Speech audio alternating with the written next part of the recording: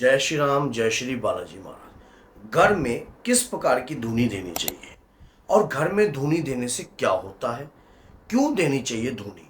अगर घर में हम धुनी देते हैं, धुनी क्या होती है ये सुन लेना। सबसे पहले क्या होता है कि जब कोई चीज़ हमारे घर में नकारात्मकता, गंदी या कोई ऐसी एनर्जी हमारे घर में वास करती है तो हम धुनी के माध्यम से उन चीज़ों को हटा सकते हैं। तो आज की इस वीडियो में आपको ये सारी जानकारी प्राप्त हो जाएगी कि घर में धुनी देने के कितने फायदे हैं। शायद आप नहीं जानते कि धुनी किस किस प्रकार के हम दे सकते हैं। तो आज की इस वीडियो में आपको ये सारी जानकारी प्राप्त होगी। एक एक स्टेप को ध्यान से समझना। अगर आपको ये वीडियो अच्छी लगती है और आप हनुमान जी के भक्त हो तो चैनल को सब्सक्राइब करना और बेल आइकन बटन को दबाना और वीडियो को शेयर करना ताकि किसी भाई का भला हो सके। तो क्या होता है कि घर में धुनी देने के लाभ देखिए। गंदी शक्ति, कुपित वायु हमारे घर में वास करती है। अगर कोई कुपित वायु हमारे घर में वास करती है, मलिन शक्ति हमारे घर में वास करती है, तो हमें किस प्रकार की धुनी घर में करनी चाहिए जिससे हमारे घर में नकारात्मकता दूर होती है और इस कड़वी धुनी से हमारे घर के अंदर पॉजिटिविटी रहती है। धुनी करने से होता क्या है, पहले तो ये सुन लीजिए कि धुनी क्यों करनी चाहिए। कुपित वायु आपके घर से दूर भागेगी। कुपित वायु के संहार के लिए धुनी का सहारा बहुत जरूरी है। जब गंदी चीजें हमारे घर में वास करती है और हम तंग हो जाते हैं तो हम अपने घर के अंदर जैसी आदत हम डाल देंगे वैसा वो भोग ग्रहण करेंगे, जिससे उनकी मलिन बुद्धि जो है वो शुद्ध होने लग जाएगी। धुनी किस किस चीजों की दे सकते हो अगर घर के अंदर कुपित वायु है, मलिन शक्ति वास कर रही है। राई, 3 प्रकार की जो राई होती है, काली, पीली और लाल, ये 3 राई ले ली। शक्कर, नमक, ये शक्कर नमक लेकर आपने जो है और ये राई है, इनको नमक को अभी नहीं मिलाना, ना शक्कर को मिलाना, तीनों राइयों को मिक्स कर लेना। मिक्स करने के बाद जो है आप जब घर में धुनी दो तो धुनी का एक समय है, सुबह और शाम धुनी घर के अंदर दी जाती है। सुबह जब आप नहाए हुए ना हो तब धुनी दो और संध्याकालीन भी ऐसे ही कार्य करें। धुनी के लिए कोई स्नान आदि करना की जरूरत नहीं होती, घर की शुद्धि के लिए धुनी होती है। एक गाय का उपला ले लीजिए, गाय के उपले को गैस पर सुगलाइए। सुगलाने के बाद जो है राई, 3 प्रकार की राई, शक्कर, नमक, इसकी धुनी देने से घर के अंदर कुपित वायु टिकती नहीं है। अब कोई किसी व्यक्ति के अंदर अगर कोई नकारात्मकता है तो ये धुनी नहीं देनी है। ये धुनी नहीं देनी है अगर किसी व्यक्ति के शरीर में नकारात्मकता है, घर में आपको महसूस होती है कि कुछ है नकारात्मक, नेगेटिव एनर्जी सी महसूस हो रही है, तब वो धुनी दो जो मैंने अभी बताई है। अगर आपको ये महसूस होता है कि किसी व्यक्ति के शरीर में नकारात्मकता है या शरीर में असाध्य रोग बना हुआ है तो क्या धुनी देनी है। राई, शक्कर, नमक, अजवाइन, 11 बूंदे सरसों के तेल की। जब आप ये प्रक्रिया करते हो उस वक्त धुनी के सरताज श्री प्रेतराज सरकार का ध्यान जरूर करना है। 10 रुपए की दरखास्त अगर आप धुनी उस व्यक्ति को देने से पहले आप निकाल देते हो, हमारे दरबार में भी आप उन दरखास्तों को चला सकते हो और किसी गौशाला में भी दे सकते हो, आपके ऊपर डिपेंड है, दबाव नहीं है कोई।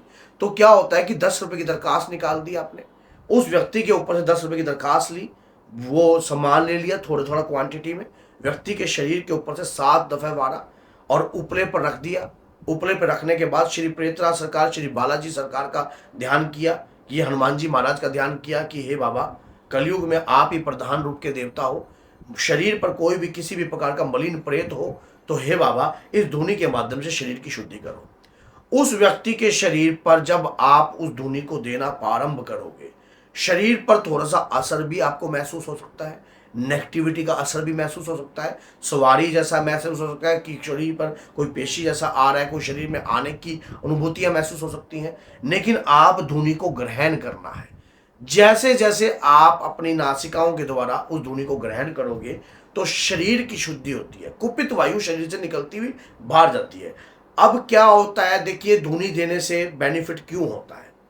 कहते कि पंच तत्व शरीर वलीना, 5 तत्वों से शरीर का निर्माण हुआ है, जिसमें से 2 तत्व हट जाते हैं, 3 तत्व रह जाते हैं।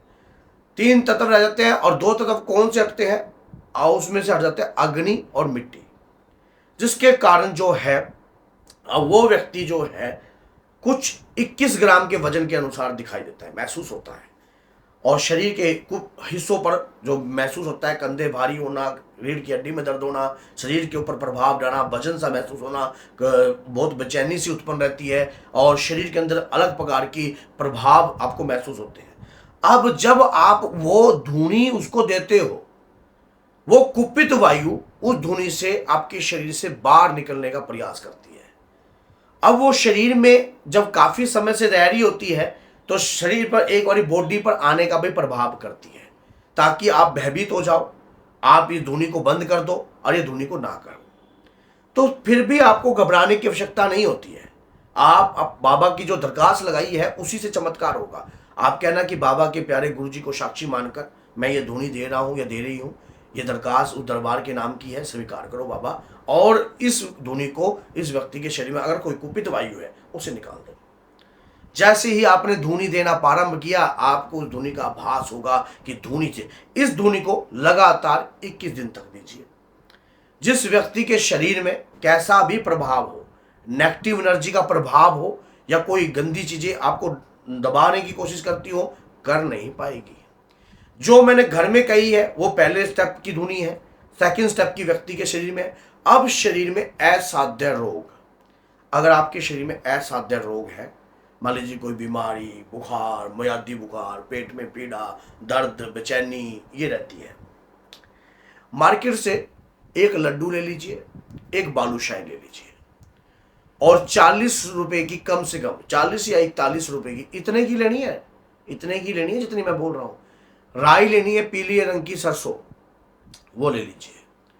उस दौरान आपने 7 काली मिर्च या 21 काली मिर्च का चूड़ा उस राई और उस बालूशाही और उस लड्डू के अंदर मिला देना है। ये थोड़ा सा चिपचिपाट वाली चीजें बन जाएगी एक किस्म की। और राई जो है आपने लेनी 40 की है, लेकिन मिलानी उस हिसाब से है जब आपका माल एक गोली सी तैयार हो जाए। अब उसके दौरान जो है आप उस पर गैस पर सुगलाइए और उस व्यक्ति को देना स्टार्ट कीजिए जिसके शरीर पर दरखास्त जरूर लगानी है।